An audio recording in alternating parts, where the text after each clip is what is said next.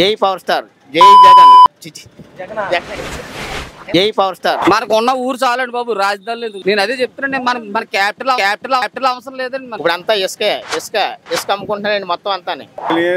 డబ్బు గురించి కానీ దాని గురించి ఆశించి కూడా ఇక్కడ రావట్లేదండి. ఆ ఇసుక ద్వారా వచ్చిన డబ్బులతో ఈ పథకాలు ఇవన్నీ పెడుతున్నాయి, జనాలకి ఏమో తెలియట్లేదండి. ఈ ఎలక్షన్ పరిధిలో మార్పు రావాలని ప్రజల్లో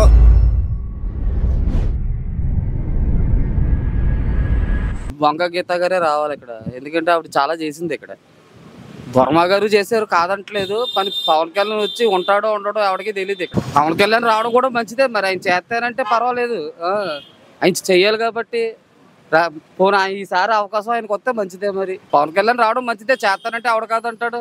దొంగ గీత గారి కన్నా ఎక్కువ చేసాడు అనుకోండి, ఇంకా ఆయన ఉంటాడు. దత్తాత్రేయ స్వామి గుడైనా మన కుక్టేశ్వర స్వామి గుడైనా ఏదైనా దేవాదాయ శాఖ అంటారే, ఎవడో సొంత ఫండ్ ఏం పెట్టడు. ఆ డబ్బులు పెట్టి వాళ్ళు డెవలప్మెంట్ చేసుకోవాలి, కానీ వచ్చి చేయమనండి. నచ్చితే మా అబ్బాయి కూడా ఓటేస్తాడు.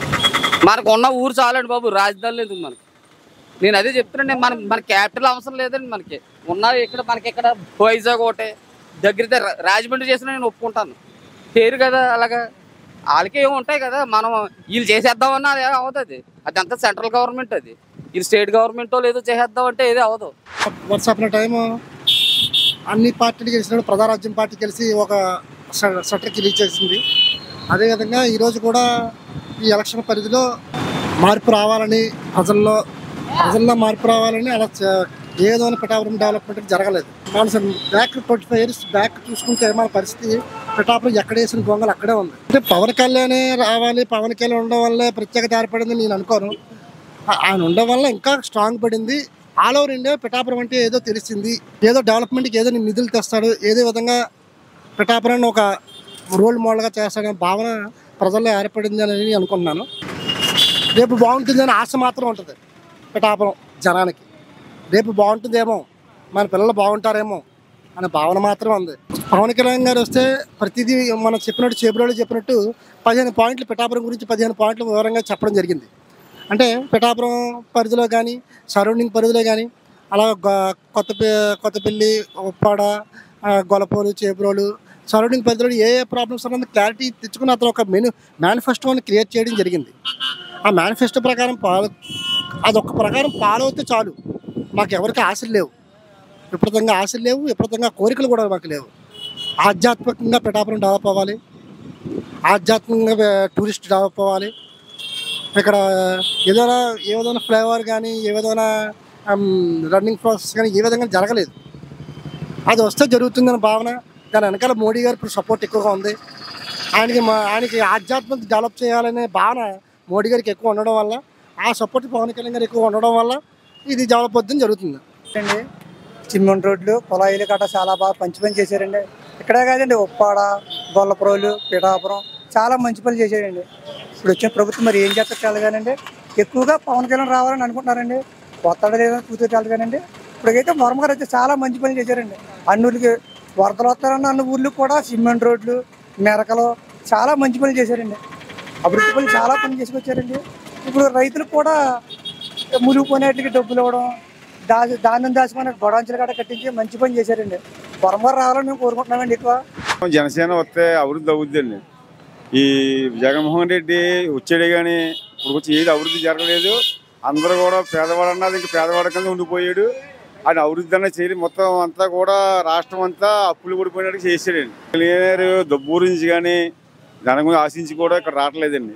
జనాలు అభివృద్ధి చేయడానికి ప్రజలు బాగా అప్పుల్లో పడిపోయారు. వాళ్ళు అభివృద్ధి చేయడానికి మన రాష్ట్రం బాగా వెనకబడిపోయి ఉంది.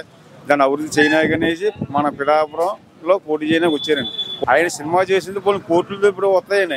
ఆయన ఉద్దేశించుకుని ఇలాగ పిఠాపురం ఎందుకు వస్తున్నాడండి. పిఠాపురంలో పోటీ చేసిన తర్వాత నెగ్గాడంటే మన రాష్ట్రమే బాగుపడుతుందండి. అంటే అంత చేసి చెత్త పవన్ కళ్యాణ్ సినిమాలో చేస్తున్నాడండి. డబ్బు మన పేదలుగా సొంత డబ్బు ఖర్చు ఇస్తున్నాడండి. ఇప్పుడు ఆయన తీసుకొచ్చి జేబుల డబ్బులు జనాలకు ఇస్తున్నాడు. అంతే ముందు పదవులు చేయలేదండి.